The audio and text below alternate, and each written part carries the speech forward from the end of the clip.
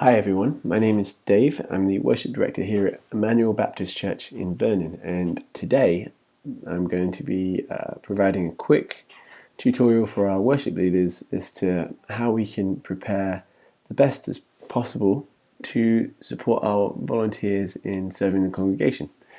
So we're going to talk about how to add songs and prepare these songs for our volunteers. So to start off with, we'll click Songs.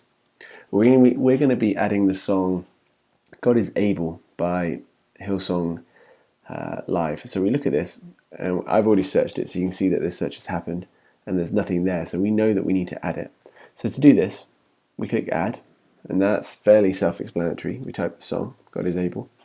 Now what's really important is that we click a song that has the CCLI number. There's a number of reasons for this, but one of the primary ones for our congregation, at least, is that we want to make sure that we have the right chord chart. So by doing this, it enables us to ensure that we actually have the right chord chart with us. So we click that one, and that will give us some information. We don't need to worry too much about this, to be honest with you. I don't mind that. But then we can put, as far as the arrangement, this is important. We want to choose which arrangement. So we're going to write Hillsong Live arrangement, because if we want to do a different arrangement of this song, we can, but we want to be able to give people different information depending on the arrangement that we do. So I'm going to quickly jump into iTunes. I can see it's 4 minutes and 40 seconds long. So I'm going to add that 4 minutes and 40 seconds. But I don't know the BPM. Well, there's a really helpful website called worshiptogether.com. So if I flip across here, Worship Together, I've already typed God is Able. Here they call it Hillsong Worship, so you never know what to call it. But okay, it's 79 BPM. The original key is B, so that's useful. It's also helpful because it tells us the range of the key, which down the line you might find particularly useful. I know I do. So anyway, clicking on BPM 79, original key B. So we're going to go back. BPM 79, meter is 4/4, and the starting key is B. So that information is really useful because for the Music Stand app and for the drummers, it's helpful to have a metronome to learn your guitar parts properly, or your drum parts or whatever. It's useful to have the actual key tempo, and at some point it's likely that the drummer will be running to a metronome to ensure that anyway, so it's useful just to get ahead of the game in that. So we want to import the lyrics and we want to download the chord chart, so we click Accept. Okay, so we get a whole bunch of information here. You've obviously seen this before, but I just want to make sure that we put as much information as possible into here so that we can serve our volunteers well and therefore serve our congregation well. So we're going to add some files. Obviously we want to add the chord chart, so we're going to click that and import in B, because that's the original key. And then we're going to add some tracks. So we can go to iTunes. We want to make sure we add the right version. I happen to know from the cover that this is the right version. We're going to add a Spotify thing, because you never know who's listening to iTunes and Spotify and whatever. So we just want to make sure that this is right. And then YouTube is usually helpful as well, just to give people just that extra possibility of being able to get the right track. So I don't know if this is the right track, so I'm going to click on it and have a listen. Thankfully, you may not be able to hear it, but I can hear that that was the right track right from the start. So I'm going to click the link to this video. It's a little bit longer, but the arrangement is the right one. So that's the main thing. Okay, so then we can click on our arrangements. And in the key of B, we probably want a capo. I would play a capo in G. So I'm going to add that. And the other thing that's useful, well, obviously we want to add a key, but we'll do that in just a sec, is to add this sequence here. Okay, why would we add the sequence? Why is that important? Normally it would just end up on the top of the chord chart, which is relatively useful, but not as useful as it will be soon, because we've recently purchased ProPresenter. Planning Center and ProPresenter work really well together. You can actually import the song list, the playlist, directly from Planning Center into ProPresenter. So that saves a bunch of time inputting lyrics and sequences and all those things. Now, by adding the order of the song, the order of the verses and the choruses and so on, it means that the words automatically import in an order that's helpful for whoever is doing the words. So we want to do that. So I'm going to pause quickly and add the sequence to save some time. Okay, so I've added the sequence. Now this is super helpful, like I said, but we'll come back to some other things you can do with this in just a minute. So then this is where you can add the keys at this point. So probably this song would be in G or A, likely if it's a guy, or maybe even E for a female key. So we'll add G. We don't really need an alternate key. And then we'll add E as well, just in case it's led by a female worship leader. And our chord charts should drop in automatically, which is great.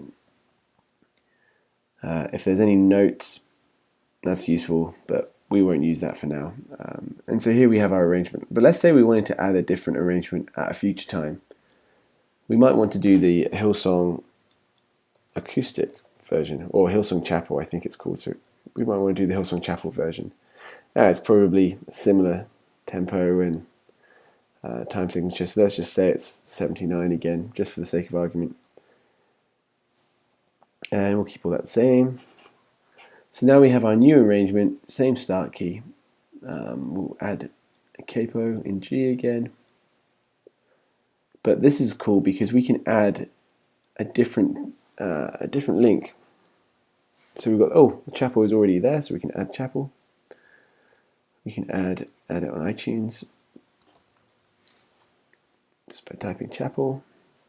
You get the idea. So essentially we can have a completely different arrangement so that when we pick these songs, the right tracks are available to the volunteers to learn them. So with that said, let's plan our first set. Again, you guys might have an idea of how to do this, but this is for our new worship leaders and for people that haven't quite got to grips with this. So let's say, hypothetically, we're leading November the 20th. I don't know if that's true.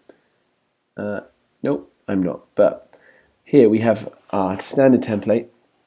I've tried to make it as easy as possible by linking, by putting some headers here so you can see, okay, 3 songs here, 2 songs here, a final song just here. We're going to put them just underneath this line. So we can click on songs just here. And then we'll add God is able. We'll type it in, and God is able will come up. So we can see that we have some various keys from the Hillsong Live arrangement, or we can pick a key from the Hillsong Chapel arrangement. We're going to pick the key of G from the Hillsong Live arrangement, and then we just click and drag. And we have all the information that we need ready to go. So just here, all our attachments, we can see that it all works. And if I was to press the R key, nothing happened because I'm just clicked on the wrong place. But now if I press the R key, you can now see that we have some information. Okay, so I've added potential songs that we're not really going to do, maybe at some point, but this is just thrown in just so you can get the idea. But let's say you want to do a song in a specific way.